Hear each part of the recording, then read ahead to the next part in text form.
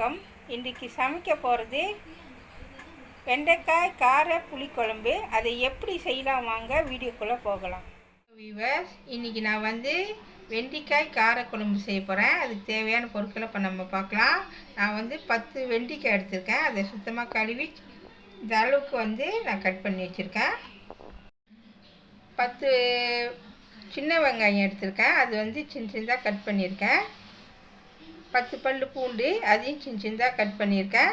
ஒரு பச்சை மிளகாய், தக்காளி பழம் 1 சின்ன சின்னதாக கட் பண்ணியிருக்கேன். கருவேப்பிலை,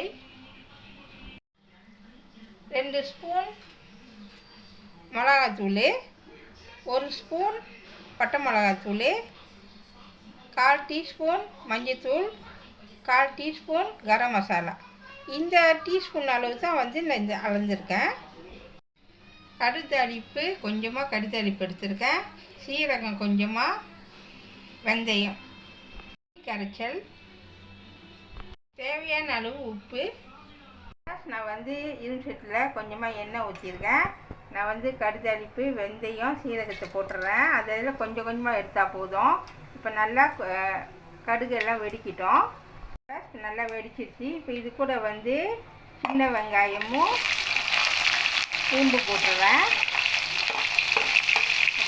போட்டு நல்லா கிண்டுங்க. கொஞ்சம் பொன்னிறமாக வரட்டும். நல்லா வெந்துக்கிட்டு இருப்பேன். இது கூட பச்சை மிளகாய் சேர்த்துறேன். சேர்த்துட்டு கடுகாலிக்கு இது கருவேப்பிலை சேர்த்துட்டு நல்லா கிண்டி விடுங்க. இது கூட நான் ஒரு தக்காளி பழம் சேர்த்துக்கிறேன். தக்காளி பழம் நல்லா வேக வச்சுட்டு கொஞ்சம் உப்பு சேர்த்துப்போம். சேர்த்துட்டு ஓகேவா, நல்லா தக்காளி பழம் கொஞ்சம் நல்லா வேகட்டும். ஓகேவா, இப்போ நல்லா தக்காளி பழம் வந்துச்சு. இது கூட நான் இந்த மசாலா எல்லாத்தையும் நான் சேர்த்துக்க போகிறேன். உங்களுக்கு காரம் கூட வேணும்னா மேற்கொண்டு நீங்கள் சேர்த்துக்கலாம். ஓகேவா, நல்லா எண்ணெயில் வேகணும். இது கூட நம்ம என்ன செய்ய போகிறோம்னு சொன்னாங்க, கரைச்சி வச்ச புளியை நம்ம சேர்த்துக்குவோம். ஓகேவா, போட்டாச்சு. இப்போ இந்த புளியோட இந்த மசாலாலாம் நல்லா வேகட்டும். அதுக்கு முன்னே நம்ம என்ன செய்யணும், இந்த வெண்டைக்காய் எண்ணெயில் நல்லா வதக்கிக்கணும். அப்போ தான் நம்ம கறி வைக்கிறப்ப அதில் உடையாது. ஓகேவா, இப்போ நல்லா வதக்கியாச்சு. அடுப்பை வச்சுருவோம். ஓகேவா, இப்போ பாருங்கள், மிளகாத்தூள் இந்த மசாலாலாம் நல்லா புளியோடு செஞ்சு நல்லா வெந்துடுச்சு.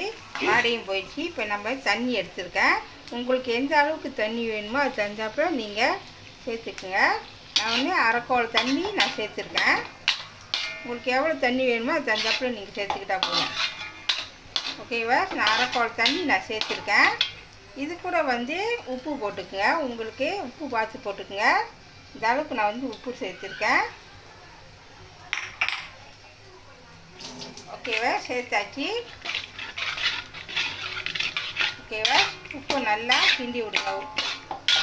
ஓகேவா, நல்லா கிண்டியாச்சு. இப்போ இது கூட நான் என்ன செய்ய போகிறேன்னு சொன்னாக்கா, பாருங்கள், வதக்கி வச்சேன் இந்த வெண்டைக்காவை இதில் நான் சேர்த்துக்க போகிறேன்.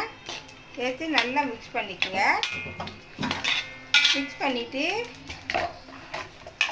பண்ணிவிட்டு இதை மூடி வைக்கலாம். ஓகேவா, 5லேருந்து 10 நிமிஷம் நல்லா வேகட்டும். திறந்து பார்க்கலாம். பாருங்கள், சுவையான வெண்டைக்காய் கார புளிக்குழம்பு ரெடி ஆயிடுச்சு. உங்களுக்கு தண்ணியாக வேணுமா தண்ணியாக வச்சுக்கோங்க, இல்லை திக்காக வேணும்னா திக்காக வச்சுக்கோங்க. ஓகேவா, ரெடி ஆயிடுச்சு. நீங்கள் இந்த புளிக்குழம்பு சோத்தில் போட்டு சாப்பிட்டா அவ்வளோ டேஸ்ட்டாக இருக்கும். நான் டேஸ்ட் பண்ணி பார்த்தேன், அவ்வளோ ருசியாக இருக்குது. நீங்களும் வீட்டில் கண்டிப்பாக ட்ரை பண்ணுங்கள். ஓகேவா, ரெடி ஆயிடுச்சு. அடுப்பை வச்சுட்டு இறக்கிடலாம். வெண்டைக்காய் கார புளிக்குழம்பு ரெடி ஆயிடுச்சு. இதை கண்டிப்பாக வீட்டில் செஞ்சு பாருங்கள். இந்த வீடியோ பிடிச்சிச்சின்னா மறக்காமல் லைக் பண்ணுங்கள், ஷேர் பண்ணுங்கள், சப்ஸ்கிரைப் பண்ணுங்கள். பக்கத்தில் உள்ள பெல்லை கிளிக் பண்ணுங்கள். அடுத்த வீடியோ சந்திப்போம். நன்றி, வணக்கம்.